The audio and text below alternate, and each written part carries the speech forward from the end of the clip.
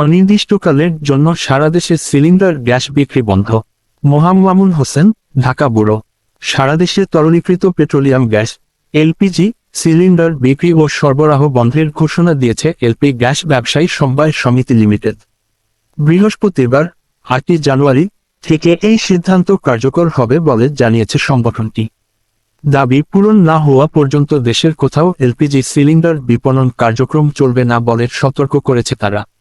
বুধবার এক লিখিত নোটিশের মাধ্যমে এই ঘোষণা দেয় এলপিজি ব্যবসায়ীদের সংগঠনটি। নোটিশে উল্লেখ করা হয়, নির্ধারিত তারিখ থেকে বাংলাদেশের সব এলপিজি বিপণন ও সরবরাহ কার্যক্রম বন্ধ থাকবে। একই সঙ্গে বিভিন্ন কোম্পানির প্ল্যান্ট থেকে গ্যাস উত্তোলন কার্যক্রম স্থগিত রাখা হবে। এর আগে বুধবার জাতীয় প্রেসক্লাবের সামনে সংবাদ সম্মেলনের মাধ্যমে নিজেদের দাবি তুলে ধরেন এলপিজি ব্যবসায়ীরা।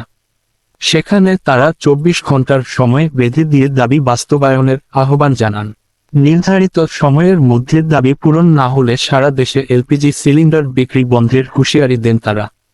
পরে সন্ধ্যায় আনুষ্ঠানিকভাবে বিক্রি বন্ধের ঘোষণা দেওয়া হয়। সংবাদ সম্মেলনে এলপিজি ব্যবসায়ী সমিতির নেতারা জানান, বাংলাদেশ এনার্জি রেগুলেটরি কমিশনের মাধ্যমে এলপিজি সিলিন্ডারের নতুন করের মূল্য সমন্বয় প্রয়োজন। পাশাপাশি প্রশাসনের মাধ্যমে পরিবেশকদের হয়রানি ও জরিমানার অভিযোগ তুলে ধরে এসব কার্যক্রম বন্ধের দাবি জানান তারা।